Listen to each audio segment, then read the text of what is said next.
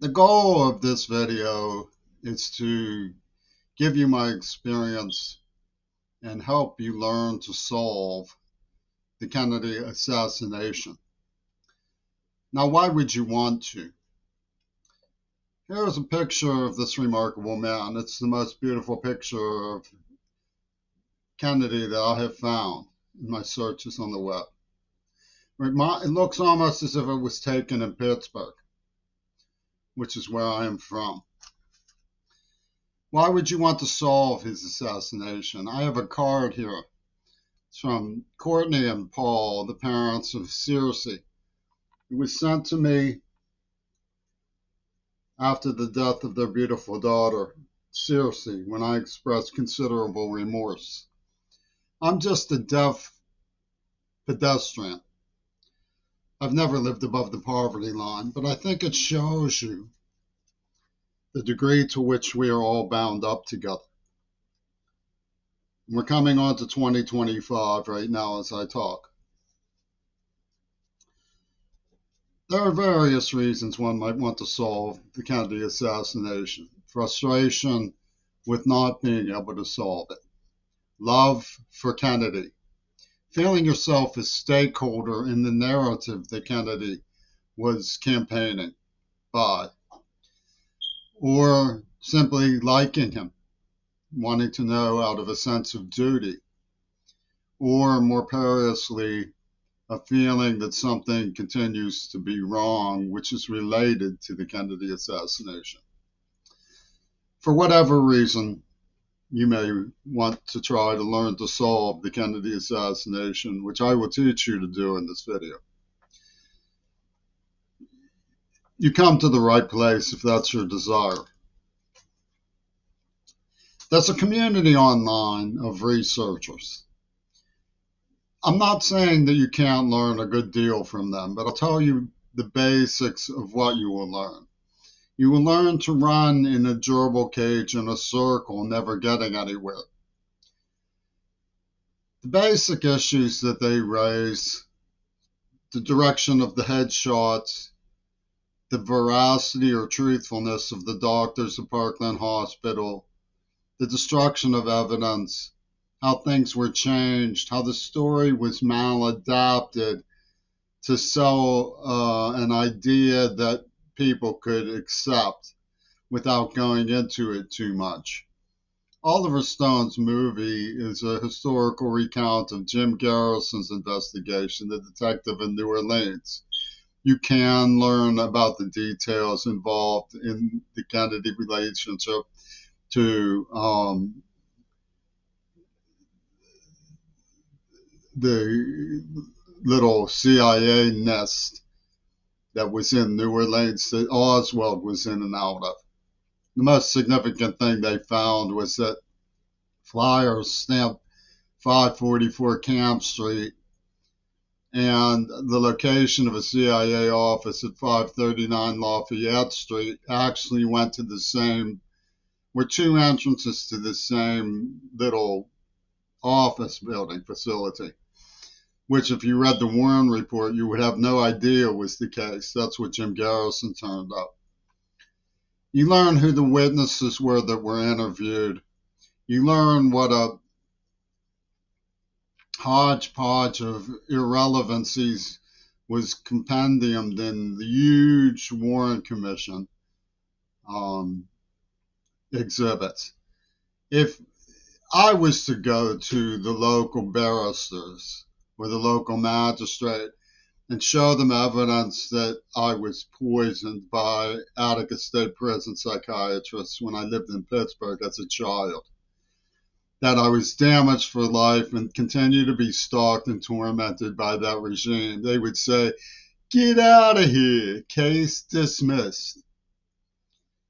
But if you're Earl Warren or Alan Dulles or John McCloy or any of the other worthless worthies who sat on the Warren Commission and walked into the same barristers and the same judge and said, "We have here Alfalfa from the Little Rascals," holding the little kid by his Raggedy Ann hair. "And we have here a hairbrush with his mother's hair in it. And we propose to show from this that the two of them were out in the country with a band called Rush, plotting against Her Majesty's government. The barristers would say, "Get in here, tell us all about it. That's a danger to national security." In other words, you won't learn very much. You won't learn nothing. You'll mainly learn how Oswald was used in the ridiculous so-called investigation that happened by studying the Warren Report.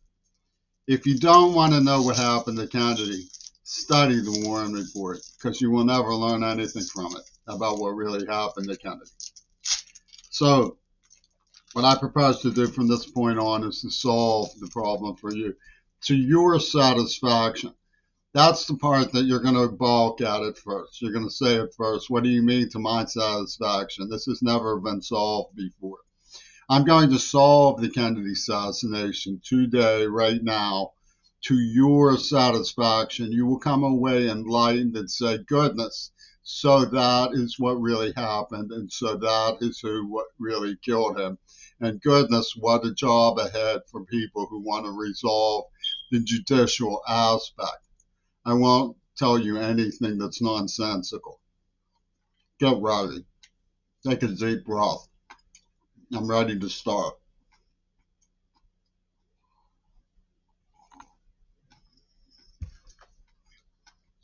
In solving a crime, police have a little trick. It's really very well known on the lowest levels of police work. Even clerks who are not police officers have heard of this trick. It's a trick called follow the evidence.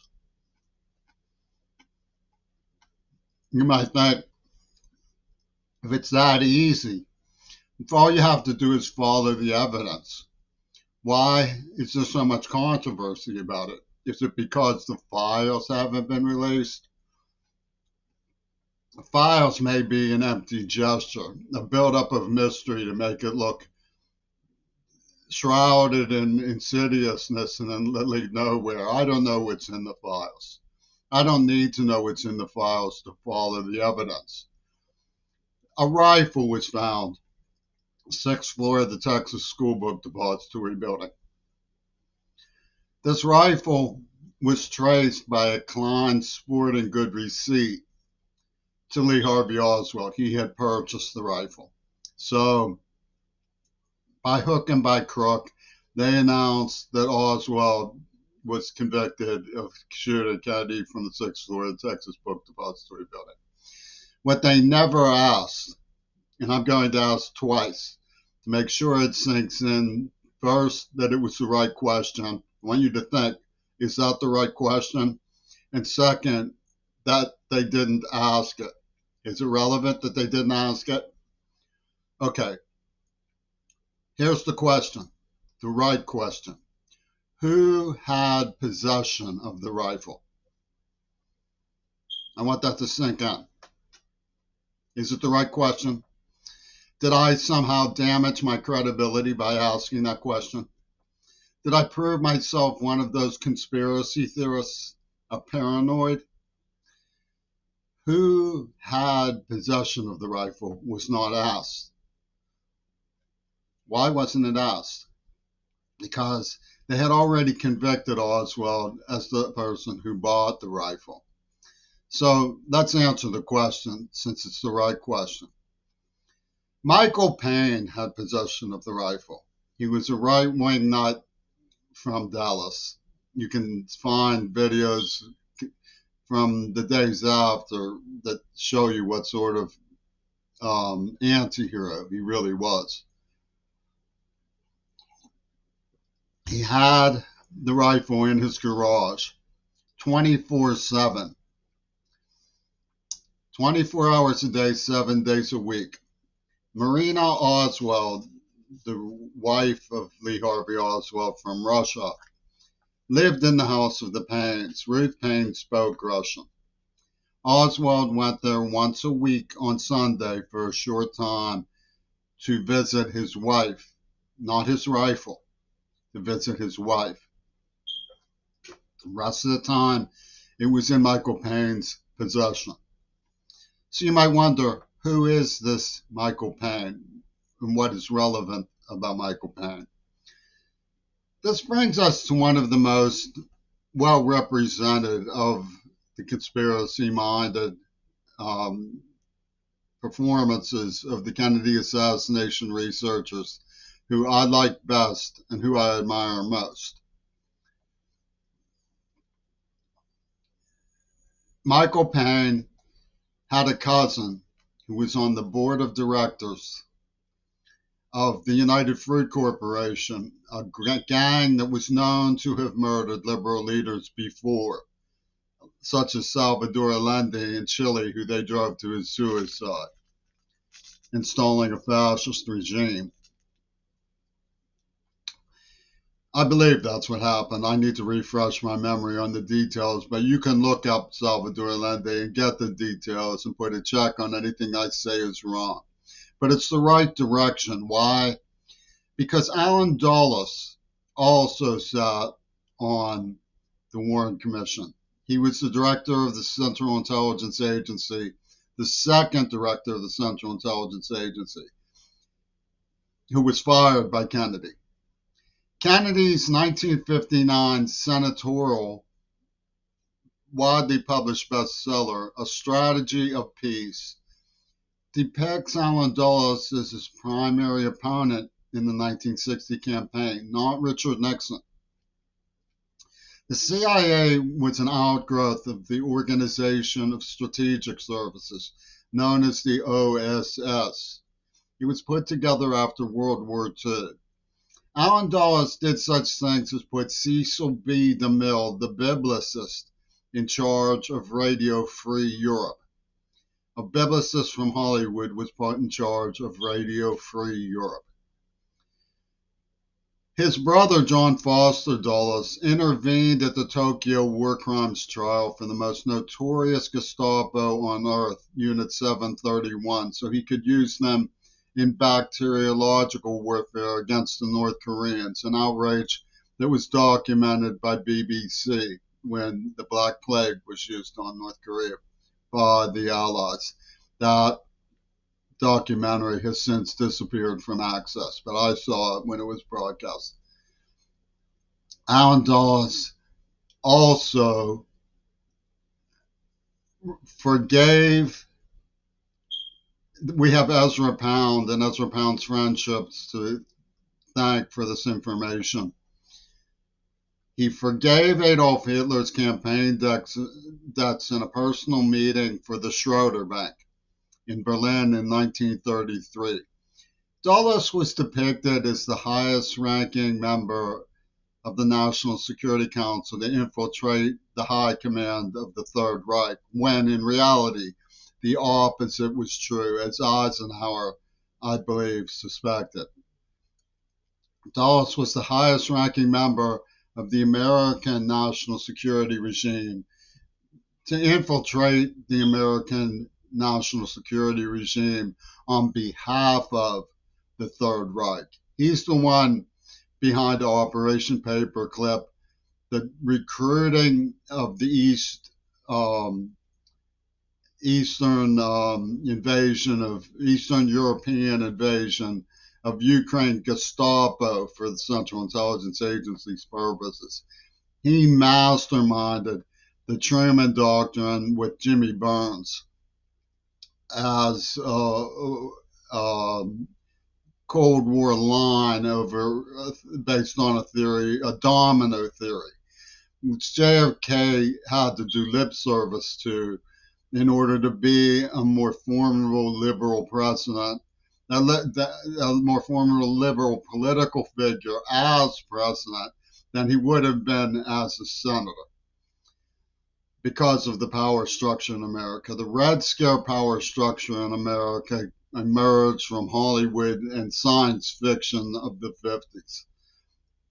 Hollywood had a legacy of being a power structure built by the defeated in the Civil War. What I mean by that is another biblicist, not Cecil B. DeMille, but D.W. Griffith, who was a close associate of Mussolini, created the first epic Hollywood film, Birth of a Nation, which glorified the rise of the Ku Klux Klan. It was the first use of the burning cross for the KKK. Burning Cross was adopted from the movie. The men who created the Burning Cross for the KKK made Ronald Reagan's wartime films, which are full of pro-Axis symbolism. That same Hollywood gang reasserted their power after World War II. Allen Dulles sat on the Warren Commission. He was not the only member of the Warren Commission who was a close associate with Adolf Hitler. We have Allen Dulles and Michael Payne's cousin on the notorious board of directorship of the United Fruit Corporation. John McCloy sat in Adolf Hitler's Olympics booth, his personal private booth at the Munich Olympics, when Hitler raised the German standard above the United Nations flag. Jesse Owens ran in the Munich Olympics and shut down Hitler's master race claims. So you have John McCloy also on the Warren Commission. A man steps into the Oswald interrogation room in the films wearing a Riddler's outfit very similar to the Riddler's outfit from the earliest Batman cartoon. Networking also has a foothold in that Melvin Belly, who was a guest star on Star Trek, and remember George Takei is very important to Star Trek, and he starred in the weirdest movie I've ever seen, The Green Berets with John Wayne. A picture exists of John Wayne together with Lee Harvey Oswald in a naval mess hall. And I'll interject, Henry Wade, the sheriff in Dallas, JFK, and my father were all in the Pacific Navy. Melvin Belly beams down from Star Trek, where he was a guest star. He was also an attorney for the Hermann Goring estate, the highest ranking member of the German establishment to die after the Nuremberg judgments. He died in custody after the Nuremberg justice. That a symbol was allowed. He cheated the hangman. Somebody slipped him cyanide. Somebody, I suspect, was a Zionist in charge of the interrogations. Cheated the hangman became a very important symbol because of questions about the authenticity of reports that Adolf Hitler actually died. A legend that's very important to British legacy, command, and control. Also, the lead witness for the Warren Commission was General Edwin Walker. General Edwin Walker was associated at the Times. His name appears in a 1962 book by Colin Cross called The Fascists in Britain. He's named as the most dangerous racist in America. He was arrested for leading a race uprising at the University of Mississippi. And afterwards, he threatened to kill JFK for sending in federal troops to escort James Meredith to class. He had just been let out of a mental institution for threatening to kill JFK when he became the lead witness for the Warren Commission against Lee Harvey Oswald. Home movies made in his house on the same reel of film, his house in Dallas, have Lee Harvey Oswald in New Orleans. They were related and connected by a one reel of home movies. So Oswald, The Fascists in Britain was about Oswald Mosley. Oswald was a namesake of Oswald Mosley, but nobody ever said anything about it at the time. Oswald went back and forth between the CIA and the KGB. The fascists were notorious for having a gang who wanted a non-aggression treaty between the empire of Hitler's Germany and the counter-empire of Stalin's Russia, which were shut down when Hitler started a third front before Operation Sea Lion. The Blitz against the British was successful.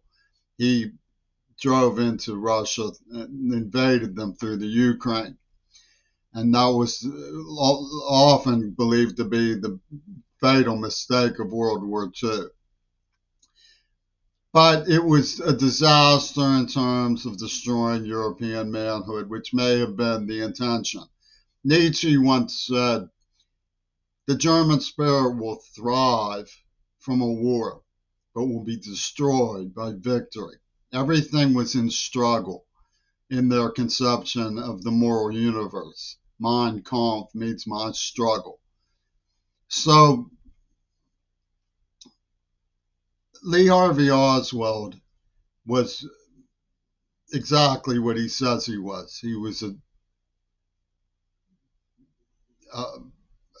piece on a chessboard, so to speak. It was being manipulated.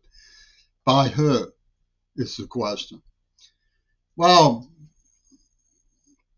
if you look at the film that was made from July 1963 and released in January of 1964, you begin to get the thinking that went into the presentation that has allied us with the killers ever since. It is called The Killers. It was meant to flip loyalties in the United States and civilized world in favor of those who killed JFK. It was made by Ronald Reagan.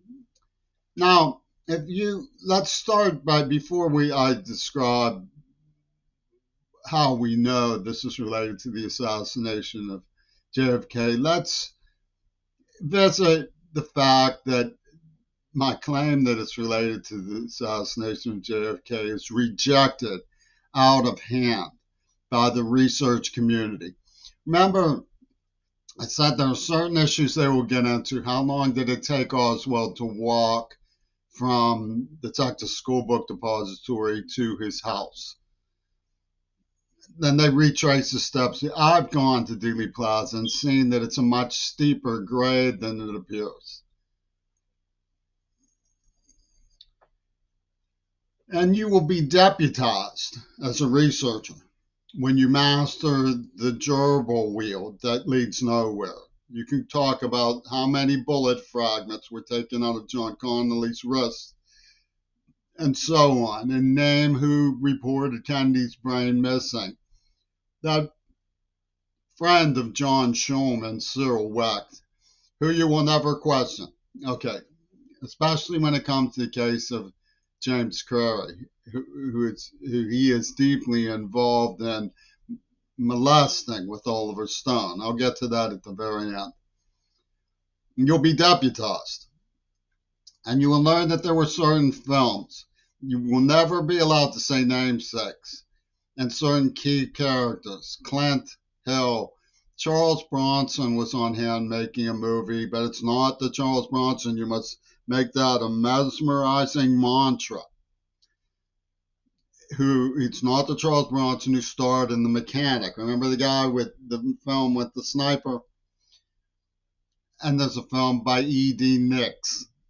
The Nix film has been poured over because it shows the brake lights go on at the Stemmons Freeway sign, and the limousine comes to a halt.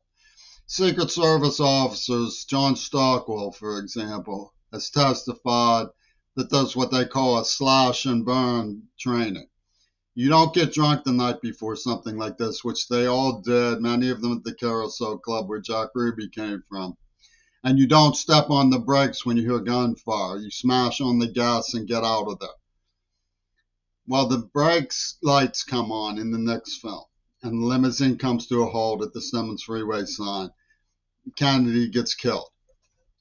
In The Killers, they describe in the big crime in the movie, bringing the car to a halt as it comes to the sign, waits. They say give him 5 seconds. There's a book called 6 Seconds in Dallas. And the action in the film The Killers mirrors all of this. In fact, Angela Dickinson, who rumors in Hollywood are very potent, whether they're true or false, whether you believe them or not.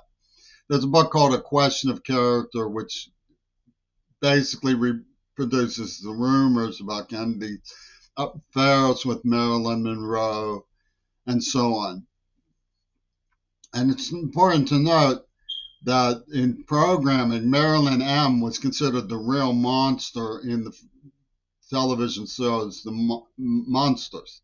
She was the blonde-haired doll. And Henry Wade, who arrested Oswald and presided over his execution before trial in the Dallas Police Department basement by Jack Ruby, is the same Henry Wade from Roe versus Wade, and Roe is half of Monroe. And they put out $50 of Kennedy, implying he was half a man. And 50-50 pact of steel between the KGB and the CIA. And that's where their thinking becomes symbolic. So the act, Emily Dickinson was rumored to be having an affair with JFK, and Reagan is wrapped up in a jealous homicide of her boyfriend in the film The Killers, and she gets a call that Kennedy has been killed while they're making these sequences, and they turn that into the party of promoting the film The Killers. It's in the Criterion notes and so on. So they have a wheel back and forth, a nexus between reality and fiction. It's a snuff film. And you can see these kinds of implications in their allies in Japan who were making semiotic films at the time that show a golf club, like a samurai sword, actually come out almost 3D at the audience. And there's many symbols that repeat this throughout Reagan's alliance in international cinema. So you ask yourself, what are we seeing actually in the film record? A Japanese man who is very closely proximate to Jack Ruby, they walk around the Dallas Police Department together, was a diplomat. Jack Ruby was a pornographic carousel club operator. He was a human trafficker. And at Pitt, we found the Texas School Book, which was Yoko Ono's contribution from the Neva Pornographic Corporation. They made a dialectical argument. You know what snivellers the British are. They were saying, they're very precious snivellers. They were saying the American loyalty is to his penis, not to his mind. Okay, so this is their dialectical thinking, their warlord thinking. And they used Neva Pornographic as a symbol of the Carousel Club, buying shares.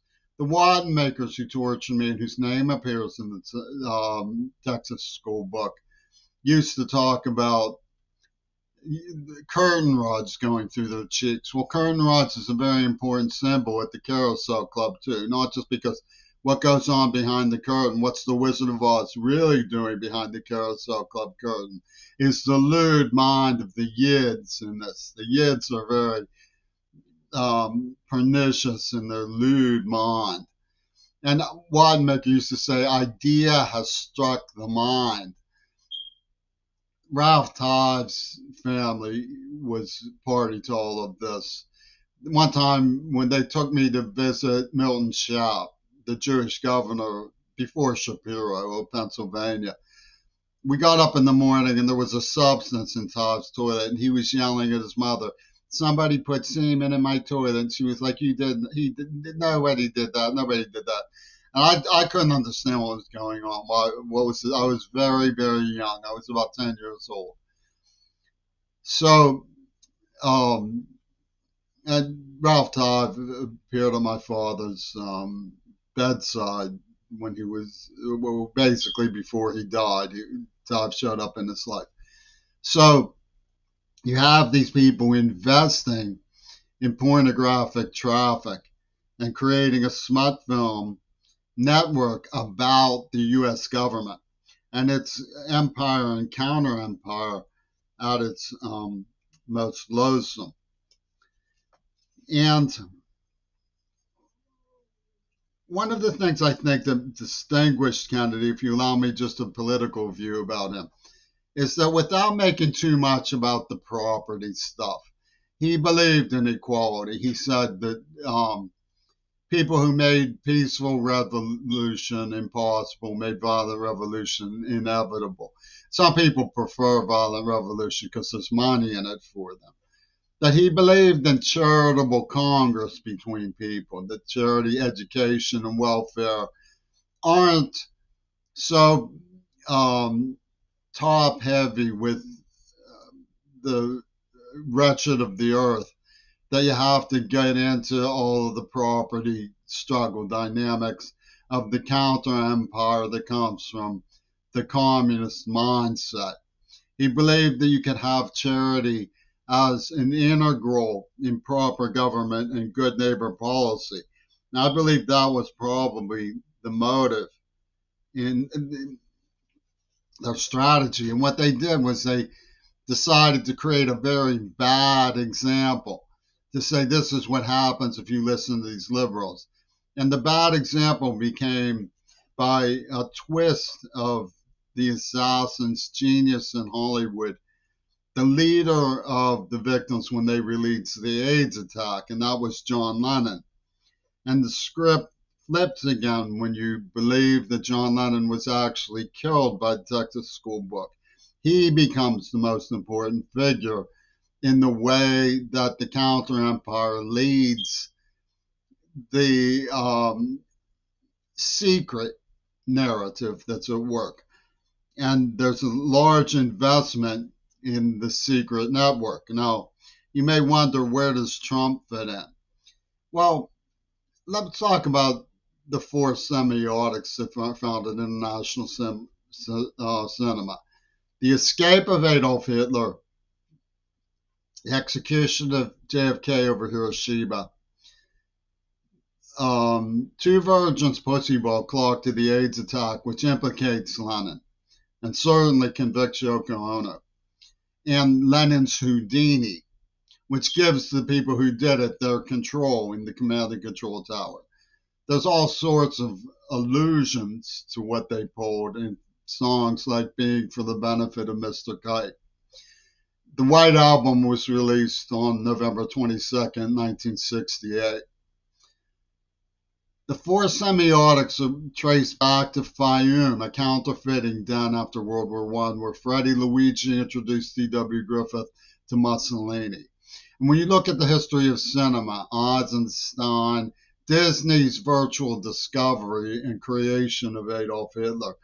Adolf Hitler had that terrifying cartoon aspect of maniacal evil that Disney liked when he presented Donald Duck cartoons saluting Mein Kampf, which exist. You can see them in YouTube. They haven't been yanked yet. So Donald has to explain his friendship with Francis Ford Coppola. He is part of a real estate network that here in Tacoma has laid out the landscape with symbols of Two Virgins Pussyball in the context of an queer mindset of judgment. What they did, they set me up through University of Washington to say that my Pavlovian goal is a Japanese virgin without consequences in Two Virgins Pussyball. That's where they have me now with Yoko Ono's injection needle. I don't know how they got away with this at the University of Washington, but that's what they've done. And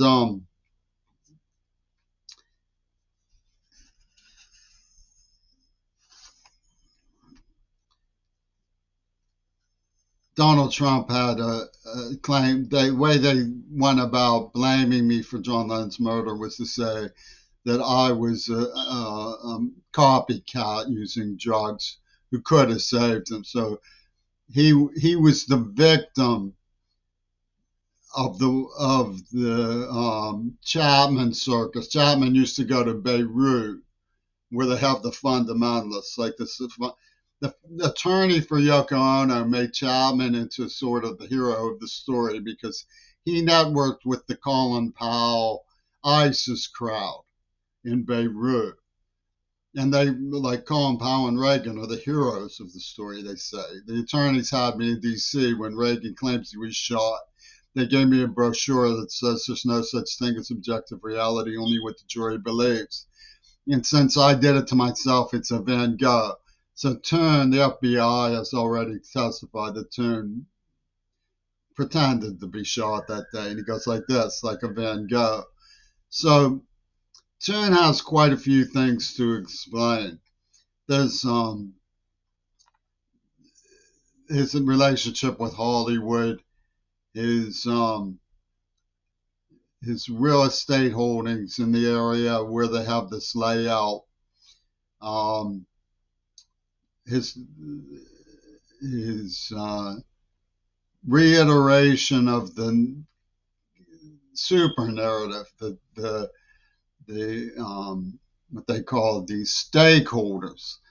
That's why sometimes you can't get police to investigate Reagan. It's because they see themselves as stakeholders in the narrative, in the storyline. The Teamsters are the same way. They come up with, you get Teamsters, and the Teamsters made it look on Tucker Carlson that they're so different from Kamala Harris. But Kamala Harris and the Teamsters think the same way. Who do you think you are? Who do you think you are?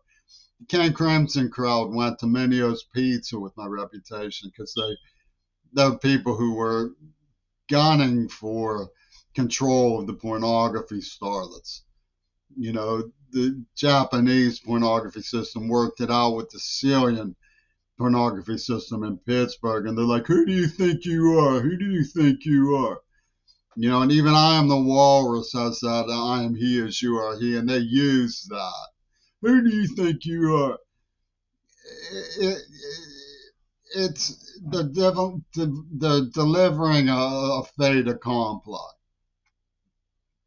which means it's accomplished and you need to go along with it because we've established how the world really works. And yet, what my belief about the situation is that you have to both turn back the clock all the way to Fayum to see what Hollywood did. You have to turn back the clock to see what we could have done, to see where we went wrong.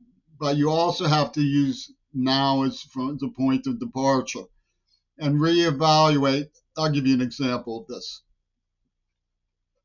World War II didn't have to happen. It did happen. And it's a shame that it happened. But Hitler's ideas were not the nature of reality.